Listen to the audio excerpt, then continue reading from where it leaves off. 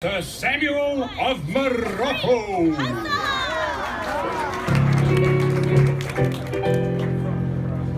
And now, lords and ladies, good gentles all, please welcome those loquacious lovers of legends and lore. Those versatile viscounts of voluminous verbosity as they portray a panoply of personalities under this preeminent proscenium. Please welcome Mr. Smythe and Mr. Jones. Hello! Very well done. I like the press. I'm Mr. Smythe. And I'm Mr. Jones. And how is each and everybody doing today? Welcome to the theater, the famous Royal Theater. And while we're in the theater, I say, let's do a play. Using our imagination, as well as good enunciation. Together we will be creating a creation that will take your breath away. For all the world is a stage, my friend. Attend and hark if you've an ear to lend. We're gonna tell a tale with once upon a time at the start, and there's a happily ever after at the end. Say, Mr. Smythe, yes, Mr. Jones. what story should we players play today? Today we shall render upon these boards an adventure that is most hair-raising. Well said, Mr. Smythe, for today we tell the timeless tale of Tangled!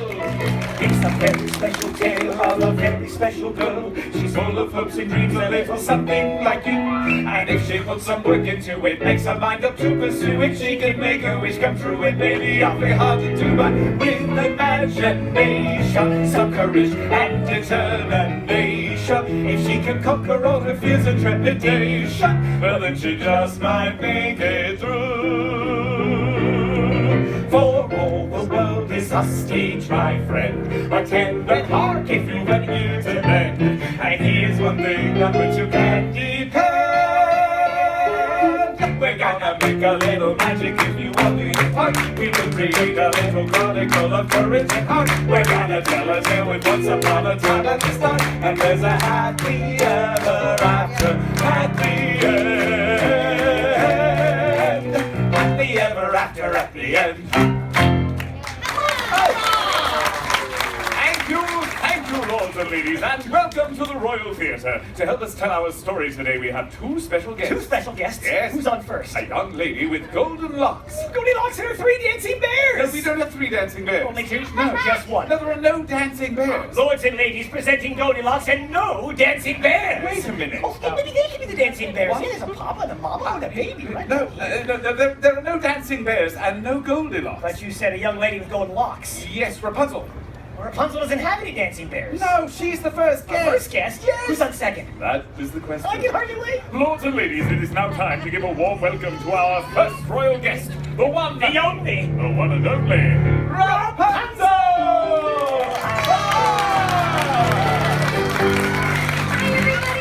Princess Rapunzel, it is an honor to be in your presence today. And we are most delighted that you accepted our invitation to join us in a live performance of your story. It's my pleasure. After all, who better to help us tell the story of Rapunzel than Rapunzel? This is going to be such an adventure. Now remember, we are here to assist you in any way we can. Should you wish to know where to stand, we shall show you. Should you want to know what to say, we will tell you. Should you wish to recognize one of us for most outstanding performance by a player in a leading role, drama or comedy, we shall kneel before you in humble gratitude. I'm sure you'll both be wonderful. Very well Are then. you ready? Yes. Then let the play begin.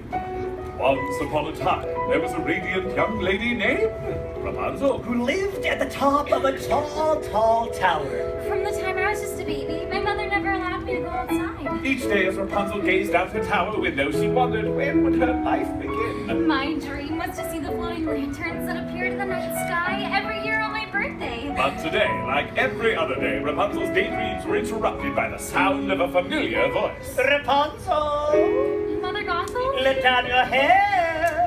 Let me undo that for you. Wait a minute. You have no idea how long it takes to braid this.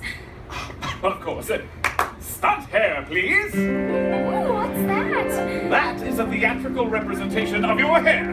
Oh, I love the theater. Rapunzel, I'm waiting. Coming, Mother. Obediently, Rapunzel lowered her head so that Mother Gothel could easily ascend the steep tower wall. Apple, dearie. Thank you. It should be noted by all in attendance that Mother Gothel was not Rapunzel's real mother. That's right. I was kidnapped by Mother Gothel when I was just a baby. And why was Rapunzel kidnapped? Oh, Mr. Jones. Because of her magic hair. Yes, which keeps Mother Gothel. The fairest of them all. Five! Rapunzel! Princess. Rapunzel, Mummy's feeling a bit run down. Why don't you let me brush your hair while Mr. Smythe sings your magic song? Whenever I sang the magic song, my hair began to shimmer and glow.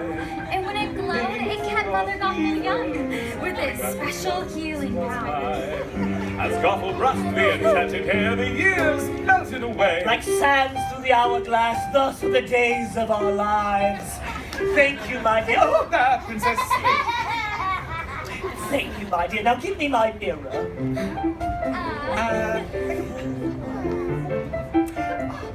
Oh, do you know what I see? I see a strong, confident, beautiful young lady. Oh, look, you're here too. Rapunzel, realizing this might be her last opportunity, summoned up the courage to ask. Mother, I was wondering. I mean, it is my birthday tomorrow. Would you please take me to see the floating lanterns? It's my only birthday wish. Absolutely not, Rapunzel. Sorry, Samuel. Flower gleam and glow like a power shine. Make the clock reverse, bring back what was mine. Ta-da! I told you, my dear, the world is a dangerous place filled with ruffians and thugs, and that's why I keep you locked up in this beautiful tower. Oh, sorry. Seriously, sir. Flower glow, power shine, clock reverse, mind. Ta-da! For your own safety, my dear, you will never, ever leave this tower, ever! Trust me, Rapunzel, Mother knows best. Rapunzel was determined to see the floating lantern, so she did what any imprisoned 18-year-old girl would do. She packed up a frying pan and headed for the window. Looking at the window, Rapunzel spotted a young man climbing up the tower. A stranger? As he hauled himself up to her tower room. Lords and ladies, a hearty huzzah for Flynn Rider! Huzzah! Quickly, Rapunzel did what any imprisoned 18-year-old girl who just knocked out a climbing stranger would do. After that, she went through his belongings, found a rose crown, and hid it. Now surely I can convince him to take me to see the floating lanterns. What Rapunzel didn't know was that the crown was stolen. Flynn was a wanted man. Look, Blondie, there is no way that I will ever take you to see the floating. Okay. I'll take you to see the lanterns. Anything to get that crown back. And so Rapunzel let down her hair. And down the tower they climbed. Okay, this isn't weird. Climbing down hair. As they scaled down the stone wall, the stranger introduced himself as Flynn Rider. And before Rapunzel could say, Holy hairbrush, Flynn! her feet were on the ground and they were off and running on their new adventure. I can't believe I did this! This is so fun! I just hope we don't run into any ruffians or thugs. Hoping to end this adventure as quickly as possible. And avoid being arrested by the royal guards, Flynn said. Hey, you hungry? I know a great place for lunch. And thus he led the way to the Snuggly Duckling Tavern. Which, as it turns out, was filled with ruffians and thugs. Wow! Will you look at this bunch? This is a mean-looking bunch of ruffians and thugs. Oh, look at that guy. Never trust a guy with a mustache, especially a milk mustache. Oh, and don't be fooled by that princess disguise. I think I saw her on the Kingdom's Most Wanted list. You know, I think it'd be a whole lot safer if we just turned around and got you back home. What do you say, Blondie? Let's head back to the tower and get that crown, okay? Excuse me, are you Flynn Rider? Do I look like Flynn Rider? What do you think? Does he look like Flynn Rider? Yeah! Fair enough. Damn it! Give me back my stranger! Oh my god. Oh my god. I need him to take me to see the floating lanterns. It's my dream. Don't any of I had a dream once. I've got a dream. I've got a dream. See, I ain't as cruel and vicious As I see. 15 Oh, minutes. that's real nice. Yeah, beautiful. No, I do like breaking femurs. You can count me with the dreamers. Like everybody else, I got a dream. Hey, I got a dream. Take it away, fellow ruffian. I've got scars and lumps and bruises and something here that oozes, and let's not even mention my complexion. But despite my extra toes and my goiter and my nose, I really wanna make a love connection. He's got a dream. I've got a dream. I got a dream. She's got a dream. I just want to see the floating lanterns gleam. And with every passing hour, she's so glad she left her tower. Like all your lovely folks, she's got a dream. Yes, way down deep inside, we've got a dream. Yeah! Suddenly, out of nowhere came a brand new character nobody had ever seen. Well, I've seen him. That's Maximus, a horse of the Royal Guard. And he's after me! Follow me. There's a secret passage, huh?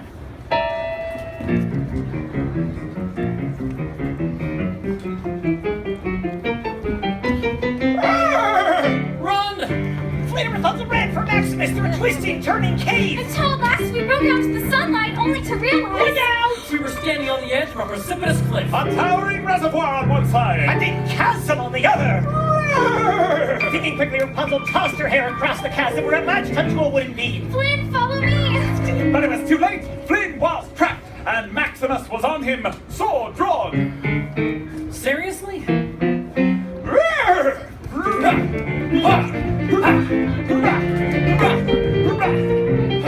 What? Sorry, I'm a little hoarse. Suddenly, with a swift parrying thrust, Maximus knocked the frying pan out of Flynn's hand. That's not good. Flynn, catch. Got it! And thus Flynn was able to follow Rapunzel to safety. Huzzah! Huzzah! However, their victory was short-lived, for Maximus kicked his hooves against the reservoir cave, releasing a flood of water. Flynn and Rapunzel found themselves trapped in a cave, too dark to find their way out with the water level rising. I never should have left the tower. This is all my fault, Flynn. Eugene. What? My real name is Eugene Fitzherbert. Someone might as well know. Well, I have magic hair that glows when I sing. What? I have magic hair that glows when I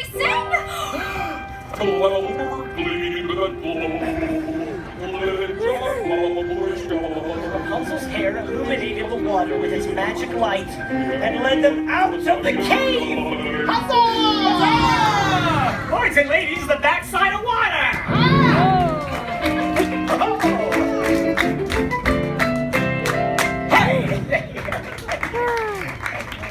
One month right now, Eugene kept his promise and took Rapunzel to see the floating lanterns. Wait a minute. Where's the boat? What boat? We were in a boat. She's right, we were definitely in a boat. We don't have a boat. Oh, but it was so romantic. You can't leave that part out.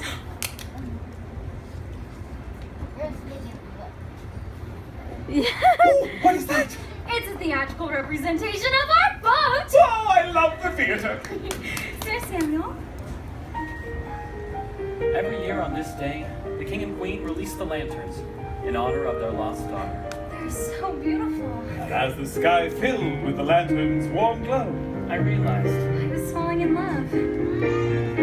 at last I see the light, and it's like the fog has lifted. At last I see the light, and it's like the sky is new, and it's warm and real and bright, and the world has somehow shifted.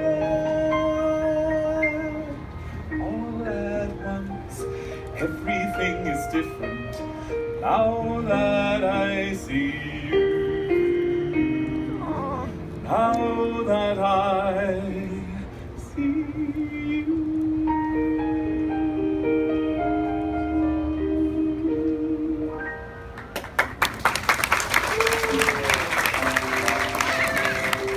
What is this picture? Oh, it's the symbol of the royal family. The king, the queen, the missing princess.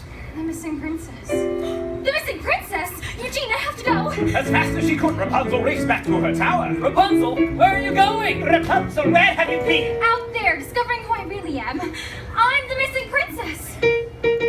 Huzzah! Oh, you figured it out. But you and your magic hair aren't going anywhere. You're staying right here, keeping me the fairest of them all. Rapunzel! Eugene! I've discovered who you really are. Eugene fell to the floor. He's dying! Well, that's the circle of life, my dear. Now come along. Where are we going? Where nobody will ever find you again. We can't let him We die! can't let him live and expose our secrets. Please, please let me heal him, and I'll go away with you forever. I promise. Knowing Rapunzel never broke a promise, Mother Gothel agreed to allow her this final act of kindness. I can't let you do this. I can't let you die. If you do this, you will die. With his last bit of strength, Eugene grabbed Gothel's knife and cut Rapunzel's hair. My precious, my precious. My golden hair suddenly lost all its magic. Causing Mother Gothel to wither into a shrieking old hag. Thy cursed brat seest what thou hast done, for I know 'tis not a bit of fun. Oh my goodness. What a world, what a world, what a small world after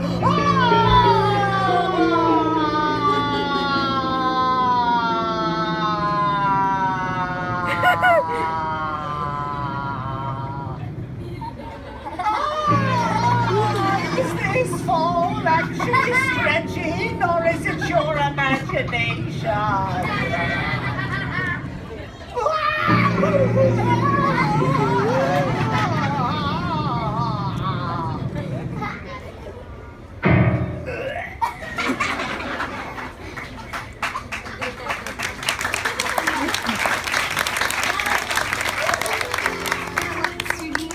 I see the light. Everything is different now that I see you. With his last breath, Eugene uttered the words, You were my new dream. Mine. Rapunzel was heartbroken. In finding her dream, she had lost true love. All that remained was a single tear. And the tear fell upon his cheek and began to glow. You see, the same magic that was found in Rapunzel's hair was also present in this single teardrop. Its healing light flowed through Eugene and sprang forth, swirling through the tower room. And with that light came new life and new love. Huzzah! He returned to the kingdom and revealed Rapunzel as the missing princess. At which point, the king And the queen. My real mother and father welcomed me with open arms. It wasn't long before Rapunzel married Eugene. And Eugene married Rapunzel. And we all lived. Happily ever after! Lords and ladies and royal round of applause for Princess Rapunzel! And how about a hearty huzzah for Flynn Rider? Huzzah! And let's hear it for the one, the only Sir Samuel Amarato! I know He made a little magic and you brought things apart. Yes, he created us a chronicle of courage and heart. We told a fairy tale with once upon a time at the start. I got a happy ever after.